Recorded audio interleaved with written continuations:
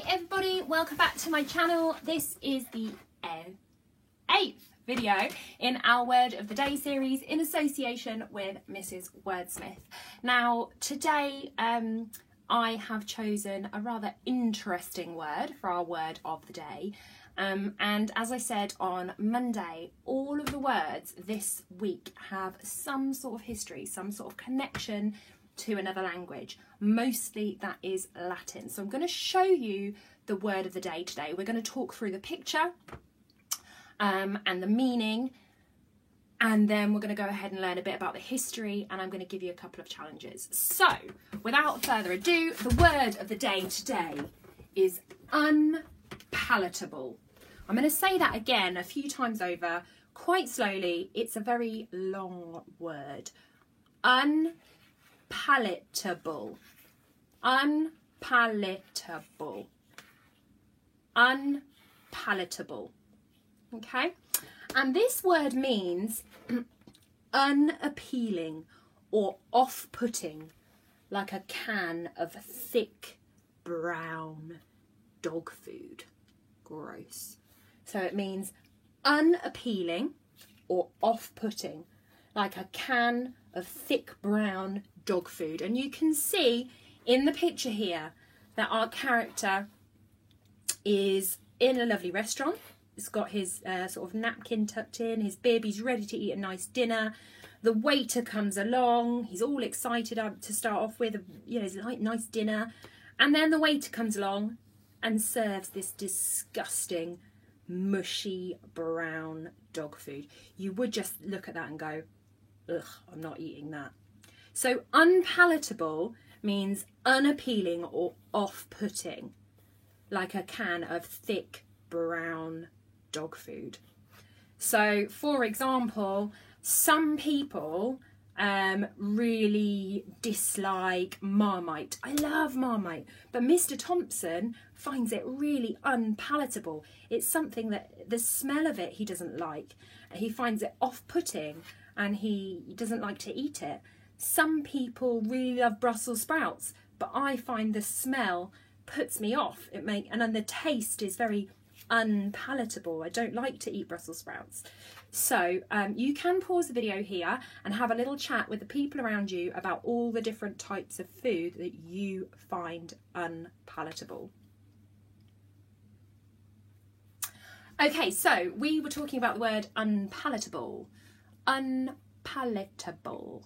And yeah, it means unappealing or off-putting, like a can of thick brown dog food. Just look at the poor old, there are two cats in Mrs. Wordsmith, Yin and Yang, and I don't know which one this is because they both look the same. But look at poor, I'm going to call it Ying. Look at poor old Ying's face. She's like, I don't want to eat that, it's gross. So yeah, it's very unpalatable. I certainly wouldn't want to eat dog food. Okay, so as I mentioned earlier, every word that we are learning this week has some sort of connection to Latin or to other ancient languages. And this word is no different. So, get my little notepad here.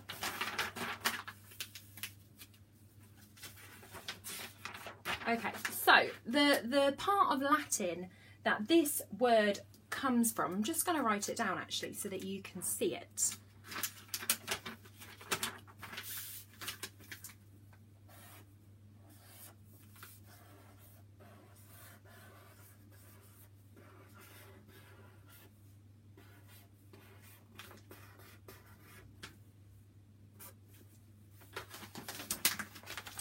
Palatum.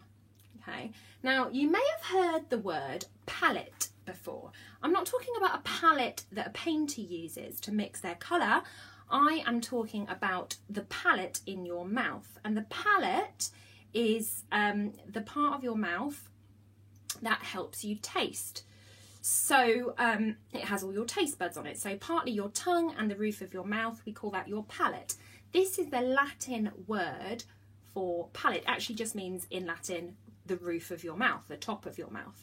Okay, and that is the part of your mouth, one of the parts of your mouth that helps you to taste food. Now that you know that fact, it's quite easy to see why if something is unpalatable, it means you don't want to taste it. It's off-putting, it's unappealing. You don't want to put that in your mouth. Okay, it's unpalatable. So that is the history of the word unpalatable. Unappealing or off-putting, like a can of thick brown dog food. Yuck. So now we have learned our new word. I have got 2 challenges for you. Challenge number 1 is a handwriting challenge. Run the time lapse.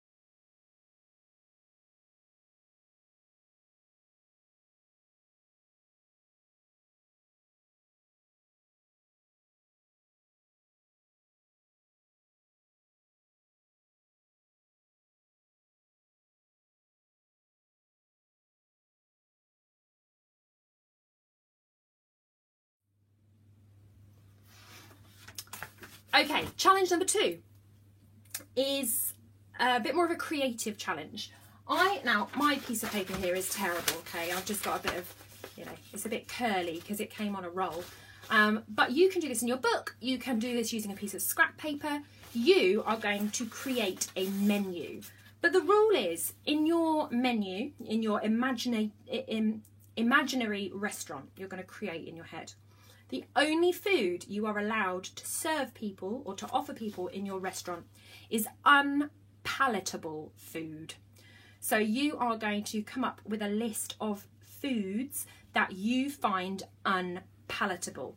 So quite often in restaurants you have starters, main course, desserts, side dishes. So you might want to separate it into sections.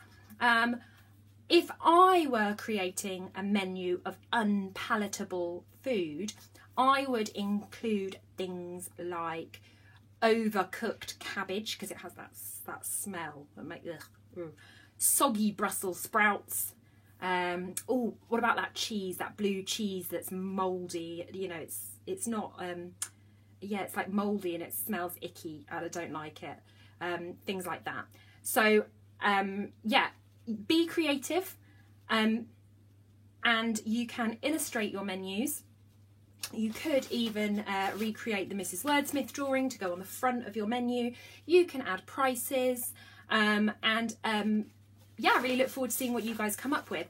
If you add prices to your menu, a really good activity, and I'm talking to my year 5s here, if you have little brothers and sisters at home, you can do a maths activity. So add all the prices onto your menu and then help your little brother or sister to add up. They can order an imaginary meal and they can add up the prices. That's a really nice way that you can help your little brothers or sisters if they struggle with their adding up.